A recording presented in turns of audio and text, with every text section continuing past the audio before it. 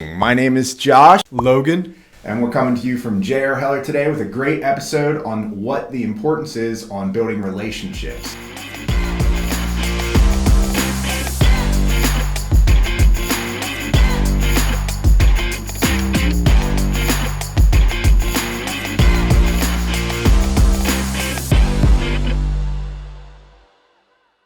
yeah, man. Being in real estate, that's kind of everything I do. Everybody thinks we just sell homes, but realistically, the only way for us to be successful is have the right relationships in place. And, I tell all the agents that I work with, if you build the right relationships, they'll pay you back tenfold, whether that be off of referrals, reoccurring revenue with investors. It's the difference between being a salesperson and actually having a business. Absolutely, yeah. Relationships are everything, just in general, whether it comes down to business, personal, anything, right? Because at the end of the day, we're all kind of on this rock and we're going through it, and everybody needs something different at a certain point in their life. Yep. And the way I think about it is, there's going to be times where I might meet somebody and they don't give value to me now, and I'm not looking at a relationship just in a value monetary standpoint.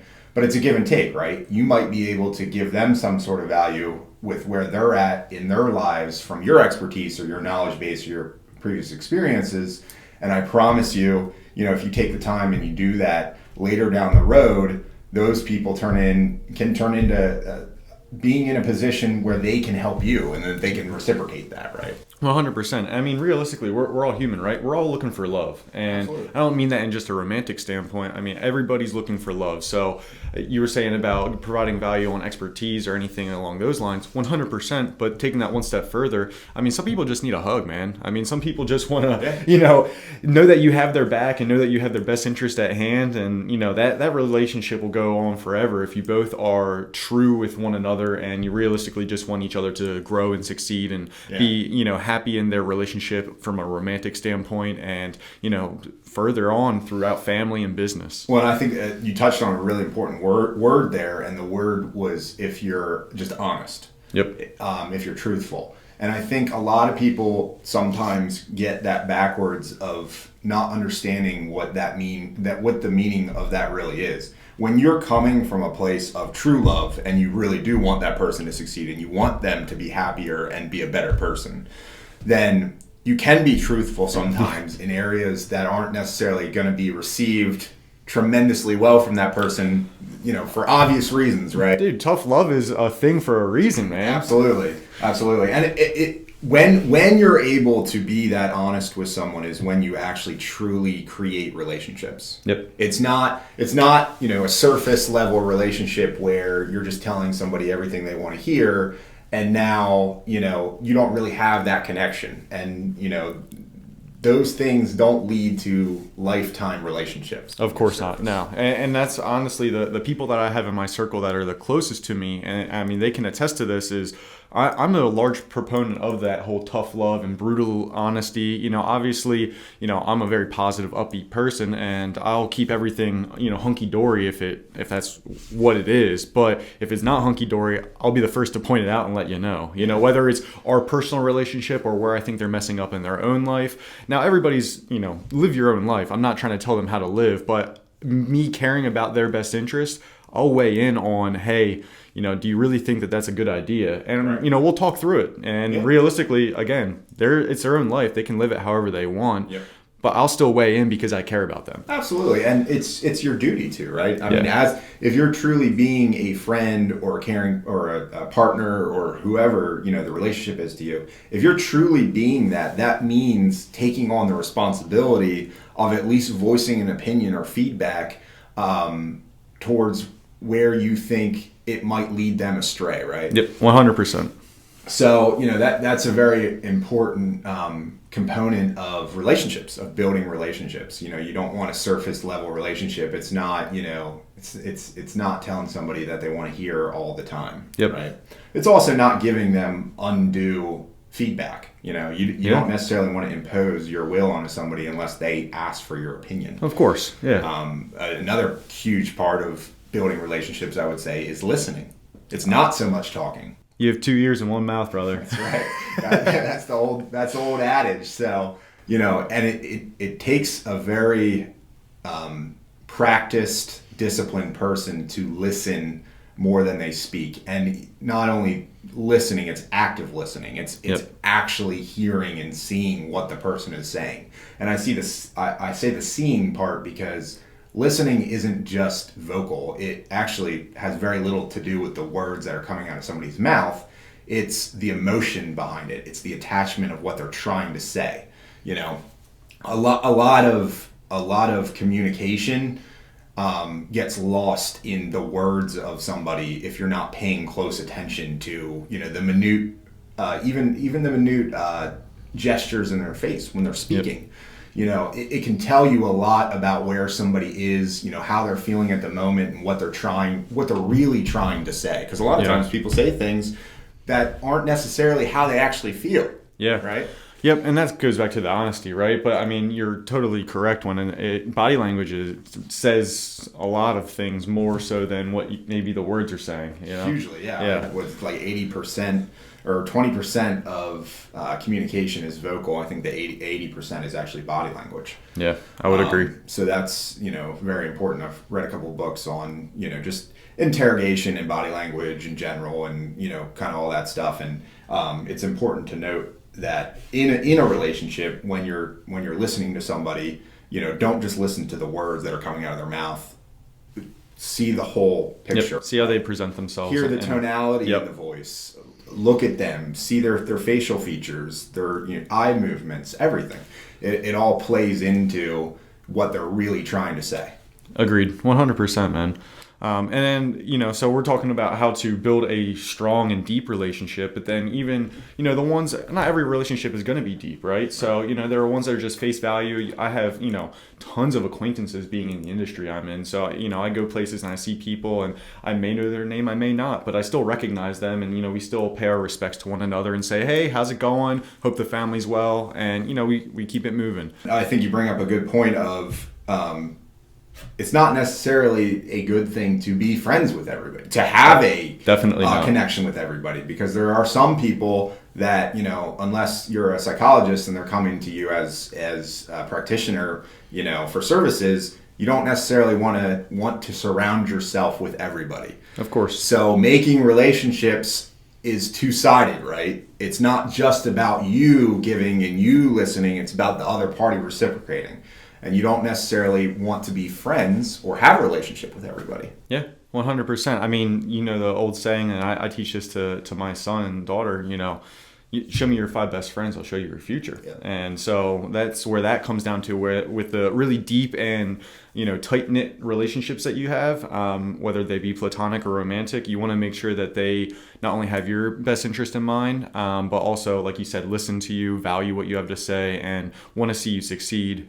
And you feel the same for them. Yeah, well, and that's, you know, and that's where surrounding yourself around people that are like-minded, or, you know, you get along with on a deeper level is very important. Yep, similar values, morals, all that good stuff. Absolutely, and, you know, want to see you happy, want to see you succeed, and, you know, maybe sometimes they're even in a position that you envy. That's something that's important too, because you want to constantly be trying to, again, as we talked about the goal video, you want to be trying to pull yourself forward. You want to bring your future forward. So you're reaching for people that have already achieved things that you want to achieve, and then you can surround yourself, and some of those habits that they have that put them towards that goal rub off on you, right? Of course. And when you are doing that, if you're surrounding yourself with, you know, obviously I want to be the dumbest person in the room at all times. That means I'm in the right room, but make sure that you have the right intentions there. And it's not just soul selfishness. Absolutely. And, you know, you're just looking out for number one. You know, you got to make sure that you're providing value to them as well. And again, being honest, truthful, and showing compassion and love, you know? Well, and you're going to have to do those things because you won't be in that room for very long. If Very you're true. not. Very true. So, because those people won't surround themselves with people that are going to drag them down. Yeah. They're going to learn that very quickly. You hit the nail on the head, man. Yeah. So what would you tell an introvert? You know, so we're talking about how to build relationships. How do they even start? You know, where do they go and meet people, and how do they create relationships? Absolutely. So what I would say is, I'm somewhat of an introvert. I'm actually probably more introverted than I am extroverted, just by nature, which is crazy to think about because of the industries that I'm in and, doing this video and everything. But the truth is that more days than not, I don't feel like talking to people. I'm somebody who really loves to learn and knowledge and almost like an engineering, putting things together. So my natural state is actually introverted. What I realized, and this is the way Elon is, by the way, too. Yep. And a lot of really good, big entrepreneurs and business owners are introverted by nature. This goes back to the goal setting thing, right? At a certain point, if you're an introvert and you have big aspirations and there's something that you want to do, there's no way you get there alone. It's impossible. So you're gonna have to learn to sit with being uncomfortable, going out and putting yourself out there, making relationships, talking to people. And what you will find is it's a lot like working out. You don't really like it. You don't want to do it at first. You get sore, but there's a payoff at the end. Yep.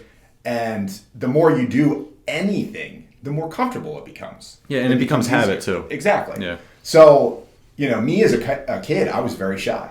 I was a very shy child. I pretty much kept to myself. I was in my head 24/7. So I had to really, really, along with a lot of other things that I've done, I had to really, really work hard at saying, okay, I need to put myself out there more. I need to talk to people. I still remember my first sales gig. I was tasked with making sales calls, cold calling, people to sell them wire and cable. It was in the electrical industry. And I remember, day one, sitting in my cubicle, and they gave me a list of these were old clients to call that hadn't done business with us for a while. So they weren't even, cold. They were just, they at least knew who we were. Yeah, they were right? somewhat warm, yeah. Exactly. Dude, I sat there terrified. Terrified. For 10 minutes, I sat there terrified to pick up the phone. I picked up the phone, and the first guy I call, he answered. I hung the phone up. Oh my gosh. I was paralyzed. And everything that I've done and who I've become now, I mean, I can call 400 people today, cold call in wholesale, which I've done, and have absolutely no problem with it. I've been told F you multiple times. Don't care. I'll just pick up the phone and do it again. But that was a level of progression. You're not going to do that day one, but commit to something that you could do and would do today that will make you less of an introvert. Yeah. And that's what I'll tell you. So what I will tell you then too is if you are introverted, don't ever lose it. Be able to come back in and introspect on what's happening in the world. Be able to have that deep reasoning away from other people. I can still to this day, I could sit 24 hours in a dark black room by myself. Completely That's fine. awesome. Completely fine. I can't do that. Yeah. I'm a people person. You're natural extrovert. Yeah. And you can tell that tremendously. I cling to people, and not in a clingy way. I enjoy my relationships. I enjoy people. I am the type of person to go out by myself. I'll sit in a movie theater by myself. I haven't done it because I'm not a big movie goer, but I would do it. Yeah. I sit down and eat lunch or dinner by myself regularly, and breakfast. I enjoy being around people and just going out there and meeting new people. Realistically, I like to meet a new person every single day, just like I like to learn something new every single day. Yeah. But it's enjoyable for me. Like I thoroughly enjoy meeting other people and building that relationship and finding out their story and where they came from, where they're at today, and then maybe how I can help them in the future or vice versa. I've met tons of people that have helped me progress my career just by sitting down next to them and starting up conversation. Yeah. Well, and that's I'll second that on just because you're an introvert or you have introverted tendencies does not mean that you don't like people, right? I think that's probably a misconception on what introvert is. Introvert is more introspective, right? It's you tend to say less of the things that you think and put them out in the world. You tend to keep those close to the chest. And so I think it's very important for you to get out of your own head. I know it's very important for you to get out of your own head. And the only way to do that is to express some of the thoughts that are going through your head and being able to share those with, people. And it might not just be everybody at first. You look at somebody like Grant Cardone. he just spews anything that he thinks out, right? He's very extroverted. He's, Yep. you know, he is and I would argue, and I think he said this before, that he was introverted more as a kid. And he's basically gotten to the point now where it's so off keel that, you know, he just kind of spews out everything, and he's very extroverted, which isn't a problem either. But what I'll tell you is anything really is a learned trait. So even introvert, extrovert, you can learn to play in both realms. And if you're good and you're able to control yourself and your emotions, you can dance in and out of them invertedly whenever you want. And I think that's an important skill to master. Yeah, definitely. And that's goes back to like social cues and things like that. Yep. Then too. So you know when it's time to, again, you have 2 ears, 1 mouth. You know when it's time to sit there and listen. Right. And you only speak if you have something of value to say.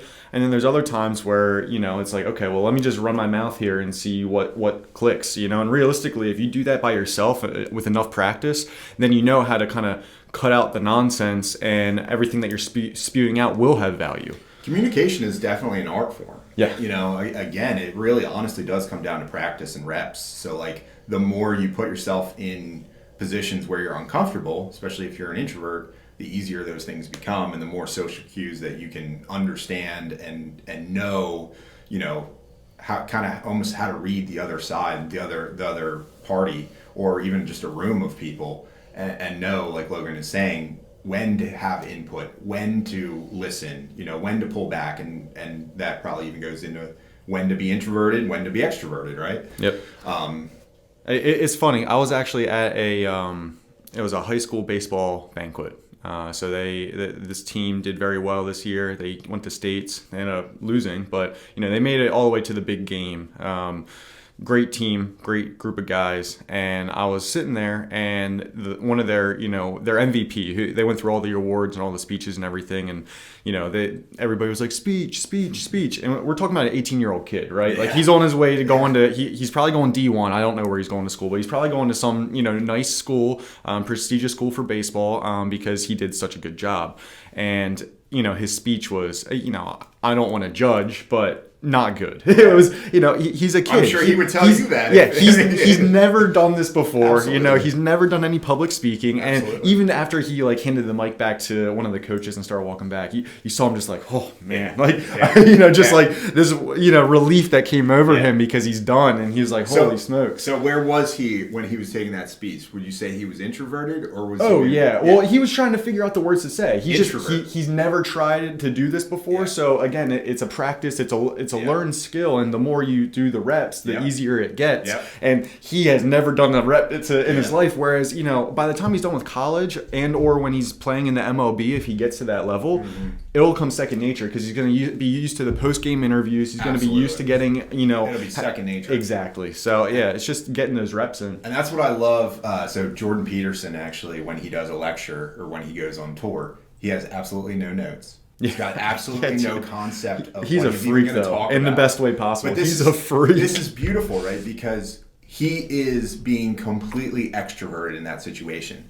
What he says is he looks at the room and sees what people are saying, the questions they're asking, and he forms his lectures around other people. Yeah. He's not being introverted, whereas that 18-year-old kid, he was searching for the words to say within himself while he was up there. He was being introverted. Yeah. When a great speaker looks at the other individual, they look across the board at all these people looking at them, and they deliver content based off of the feedback that they're getting from them.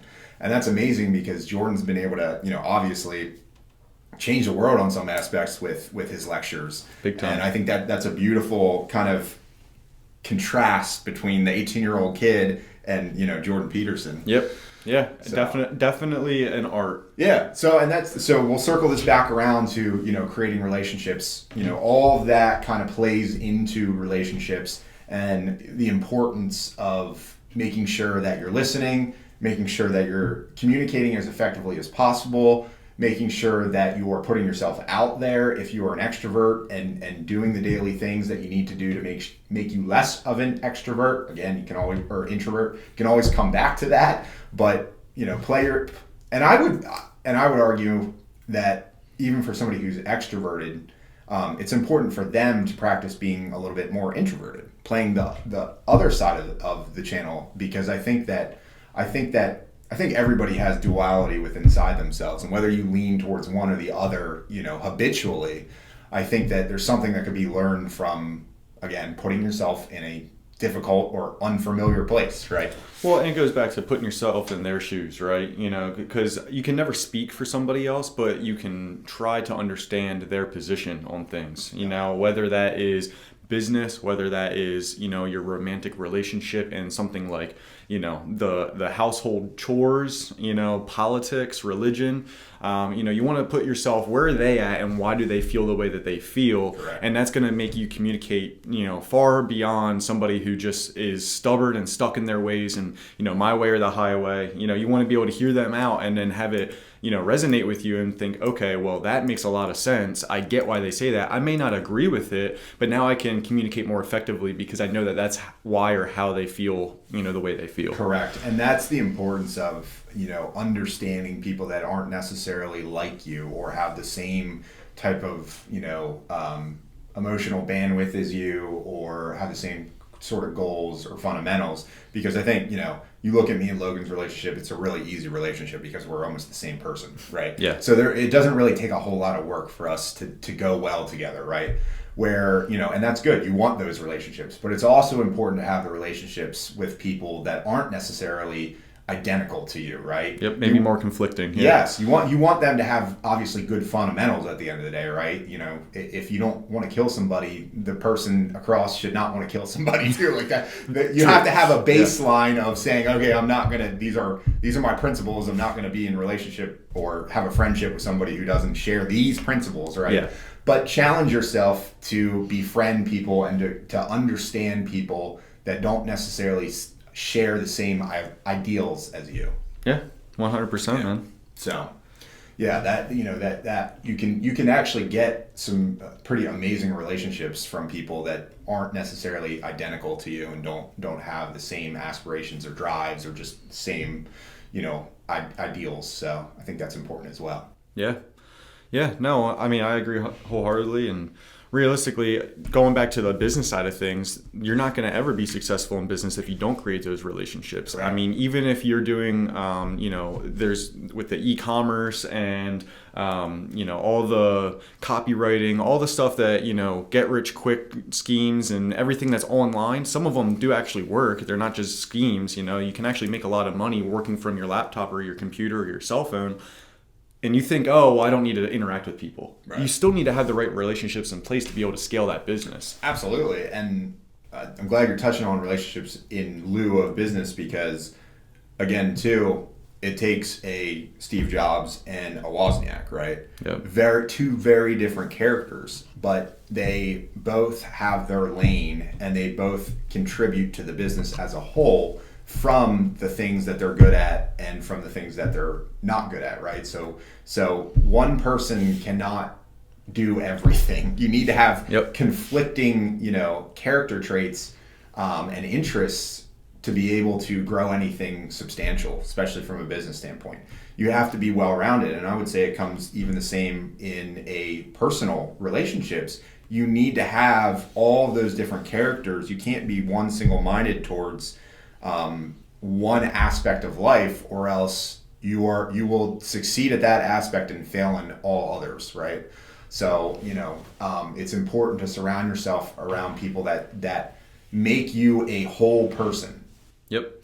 And taking it into the romantic side of things, for all of our listeners looking to that are in the dating scene and whatnot, I mean, are you dating for marriage? Some people aren't dating for marriage, and you can, figure that out within the first date to 3 dates. Some people put a facade on for the first couple, but realistically, if you're asking the right questions, as you should be doing in sales as well, you're basically qualifying that, significant other of, okay, well, is this something long-term or is this just a fling? And, it's a different stroke for different folk. I mean, it depends on what your goals are and what their goals are. You guys might be into just, you're young, you want to have fun, you're not looking for anything serious. But if you're dating for marriage, you want want to make sure that the values align. How are you guys going to raise your kids, if you guys even want kids? You want to make sure that you're asking the right questions and figuring out, okay, this is something I can see myself with long term. Do you guys care about finances? Of course, there needs to be some structure around finances, but do you care if, the one person makes 70 grand and the other person makes 30 grand? Like, is that going to cause issues down the line? And you need to be having those serious conversations, I would say, sooner than later when you start seeing somebody. So that way, if you're wasting their time or they're wasting your time. Yeah, I mean, 7 billion people on the planet? Yeah. I mean, that's... no reason to think this is the one person I'll get, You got a lot of cold calls to make on that deal. Yeah, seriously. You got a lot of qualifying to do. So don't be afraid to ask those questions, because that honestly is going to be one of, if not the most important relationship that you have throughout your life. Because that person's going to be with you until the day that you and they die. So 1000%, your communication skills better be on point. And yeah, like Logan said earlier, rather than later, because you got a lot of people to meet. Yeah. So definitely.